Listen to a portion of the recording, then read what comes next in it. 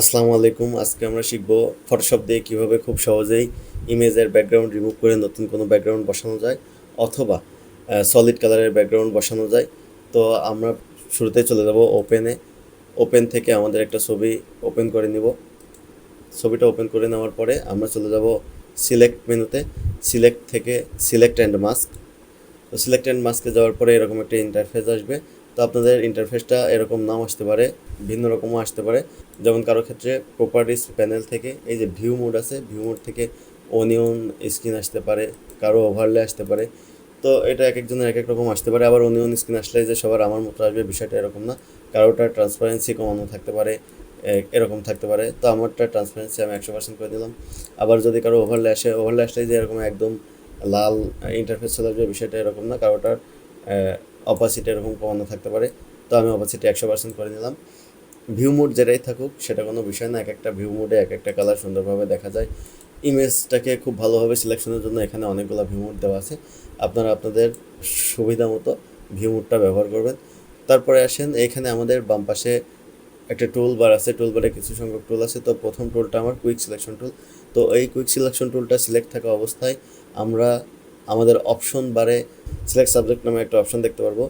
তো select subject অপশনে আমরা ক্লিক করলে আমাদের ইমেজ থেকে আমার যে সাবজেক্টটাকে ফটোশপ আলাদাভাবে সিলেক্ট করবে। আলাদাভাবে সিলেক্ট করার পরে আমরা দেখব যে আমাদের ইমেজে কোনো ভুল ত্রুটি আছে কিনা, যে কোথাও বেশি সিলেক্ট হয়ে গেছে কিনা কিংবা কোথাও কম সিলেক্ট হয়েছে কিনা।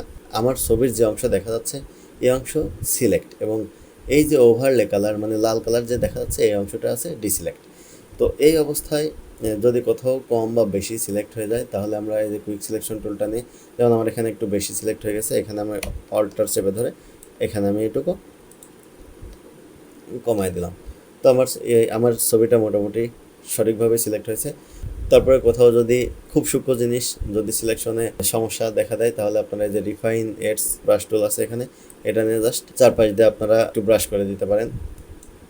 তো এরপরে আমরা আমাদের প্রপার্টিজ যে প্যানেলটা আছে, প্রপার্টিজে গ্লোবাল রিফাইনমেন্টস অপশনে গিয়ে স্মুথ একটু বাড়াই দেব। ফেদারটা সবসময় 0 পিক্সেল রাখবেন। কন্ট্রাস্ট 25 থেকে 30-এর মধ্যে রাখবেন। আর শিফট রেস্টটা একটু কমাই দেবেন, -10-15%। তারপরে আউটপুট সেটিংয়ে গিয়ে আমরা এখান থেকে ডিকন্টিমিনেট কালার এইটা টিক চিহ্ন দিয়ে দিব।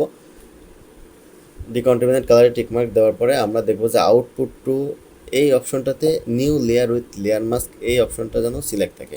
তো যদি আপনাদের অন্য কোনো অপশন সিলেক্ট থাকে তো এখান থেকে new layer with layer mask এই অপশনটা অবশ্যই সিলেক্ট করে দিবেন। এরপরে জাস্ট ওকে করে দিবেন। তো ওকে করে দেওয়ার সাথে সাথে আমরা দেখতে পাচ্ছি যে আমাদের ইমেজের যে ব্যাকগ্রাউন্ডটা ছিল সেটা হাইড হয়ে গেছে, আমার শুধু সাবজেক্টটা ভিজিবল হচ্ছে। তো এখন আমি চাইলেই নতুন কোনো ব্যাকগ্রাউন্ড এনে এখানে বসায় দিতে পারি। যেমন আমি ফাইল থেকে ওপেনে গিয়ে আমি নতুন একটা ব্যাকগ্রাউন্ডের ছবি ওপেন করি। এখন এই ব্যাকগ্রাউন্ডের ছবিটাকে ক্লিক করে চেপে ধরে আমার ওই ফাইলে এনে ছেড়ে দিই। এখন আমরা উইন্ডো থেকে লেয়ার্স প্যানেলটা ওপেন করি। লেয়ার্স প্যানেল ওপেন করার পরে এই যে এখানে 3টা লেয়ার দেখতে পাচ্ছি, এটা আমার সর্বপ্রথম যে ইমেজটা নিয়েছিলাম সেটা। আর তারপর একটা ব্যাকগ্রাউন্ড রিমুভ হওয়ার পরে মানে মাস্কিংয়ের মাধ্যমে রিমুভ হওয়ার পরে যে লেয়ার সেটা। আর এটা আমার নতুন যে ব্যাকগ্রাউন্ডের ছবিটা নিয়েছিলাম এটা। তো এই ব্যাকগ্রাউন্ডের লেয়ারটাকে ক্লিক অ্যান্ড ড্র্যাগ করে এই আমার ছবির লেয়ারের যেটা ব্যাকগ্রাউন্ড রিমুভ হয়েছে সেই লেয়ারে নিচে নামাই দিলাম। এখন সুন্দরভাবে আমার এই ছবির ব্যাকগ্রাউন্ড রিমুভ হয়, আমি এখানে নতুন একটা ব্যাকগ্রাউন্ড সেট করতে পারলাম। এভাবে খুব সহজে আমরা আমাদের ছবির একটা ব্যাকগ্রাউন্ডকে রিমুভ করে আর একটা সুন্দর কোনো ব্যাকগ্রাউন্ড সেট করতে পারি। আচ্ছা, আর যদি আমরা চাই আমাদের ছবির পেছনে সলিড কালারের কোনো ব্যাকগ্রাউন্ড থাকবে, তো সলিড কালারের ব্যাকগ্রাউন্ডের ক্ষেত্রে এই যে লেয়ার্স প্যানেলের নিচে একটা বাটন আছে, এটার নাম হচ্ছে create new fill or adjustment layer. তো এই বাটনে ক্লিক করলে প্রথম অপশনটাই আছে সলিড কালার। তো সলিড কালার অপশনে গেলে এখানে আপনার যে কালারের ব্যাকগ্রাউন্ড দরকার সেই কালারটাকে সিলেক্ট করে নেবেন, এরপরে ওকে করে দেবেন। তারপরে দেখেন এই যে উপরে সলিড কালারের একটা লেয়ার তৈরি হয়েছে। তো সলিড কালারের লেয়ারটাকে জাস্ট ক্লিক অ্যান্ড ড্র্যাগ করে ধরে ছবির লেয়ারের নিচে নামাই দেবেন। তো এই তো আমার হয়ে গেল সলিড কালারের ব্যাকগ্রাউন্ড।